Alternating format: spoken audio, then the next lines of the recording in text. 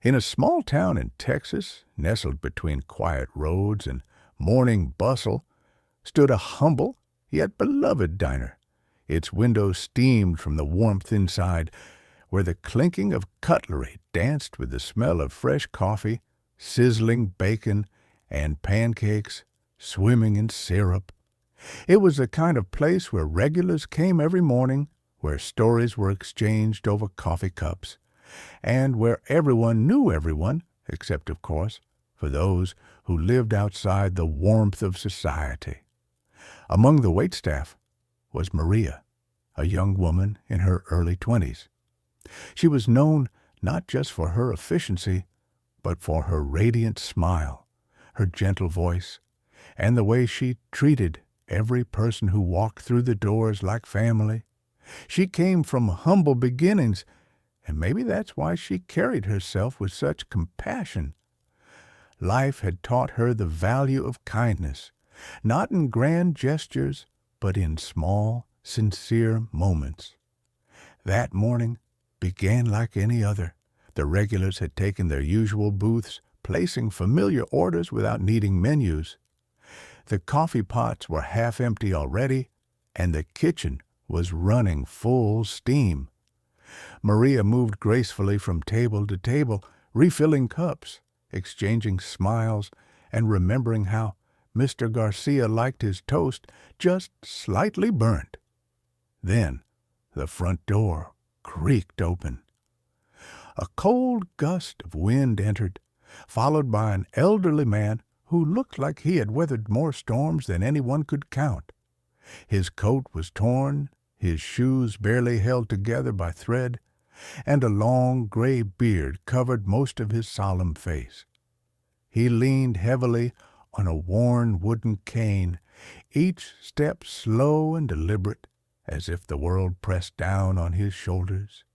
He paused at the entrance, glancing around. Most customers stopped talking. Some looked away. Others wrinkled their noses in disapproval. A few leaned toward each other and whispered, not so quietly, wondering why someone like that was even allowed in.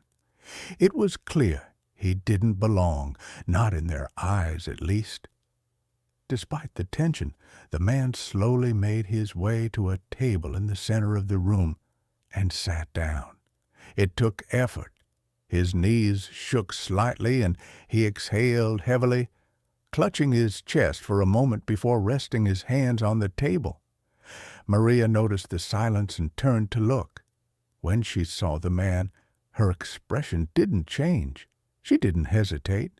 She didn't look to her manager for permission. She simply picked up a menu and walked over to his table with her signature warmth. "Good morning, sir," she said softly, placing the menu in front of him.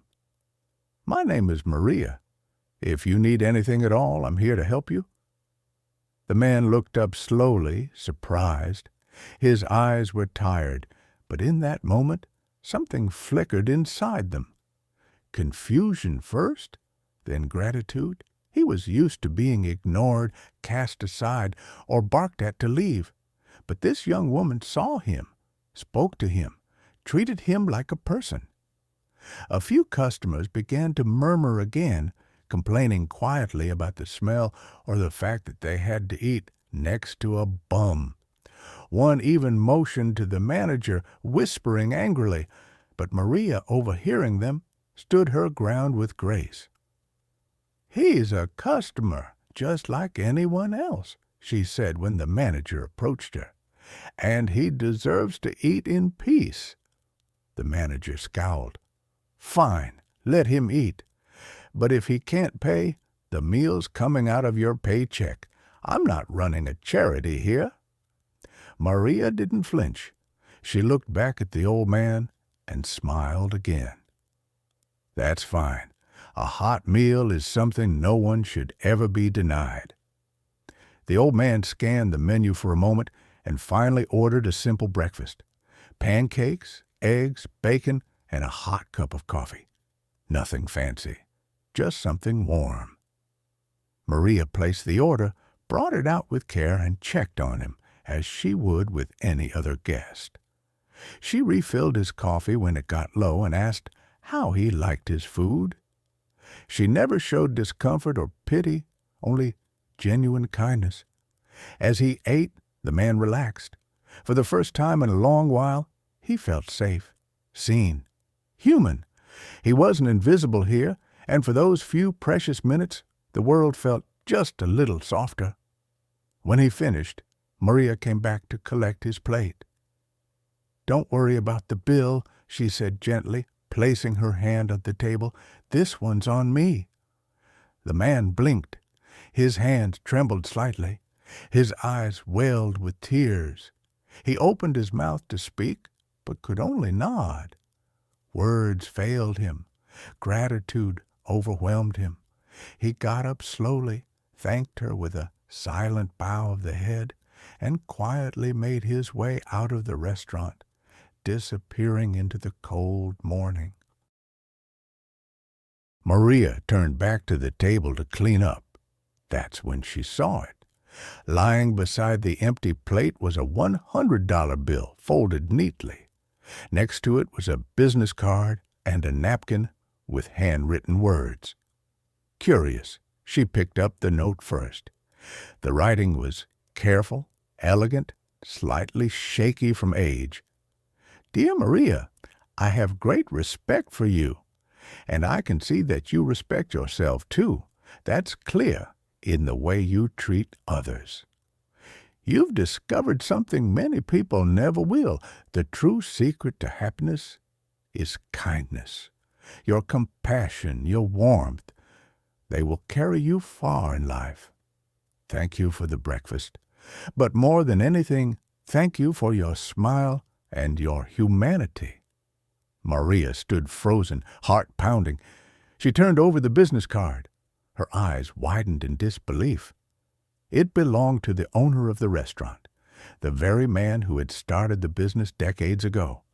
He was known for being elusive, rarely seen by the staff, and today he had walked in, disguised as a homeless man, to see how his employees treated those with nothing. Maria had passed the test in the most beautiful way possible. 1 week later, during the morning shift, the manager called a staff meeting. Everyone gathered, curious. The owner stood at the front, no disguise this time, and called Maria forward. He didn't say much, just that he had seen a spark in her, something rare, something real. That the way she had treated someone most people ignored reminded him of why he started the restaurant in the first place. That day, Maria was promoted to restaurant manager. Maria didn't show kindness, expecting a reward. She didn't do it to impress her boss or outshine her co-workers. She simply followed her heart. She saw a man in need and chose to offer dignity instead of disdain, and that changed everything. Her story reminds us that we never really know who we're talking to, who we're serving, or what someone is going through. But what we do know is that we always have a choice to judge or to help, to look away or to smile.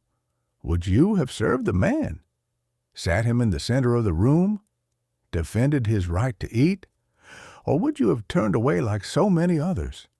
The world needs more Marias, more people who lead with empathy, more kindness, because one meal, one moment, one act of love can change someone's life forever.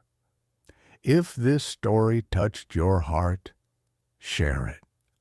Let someone else feel its warmth. Thank you for listening. We'll see you in the next story.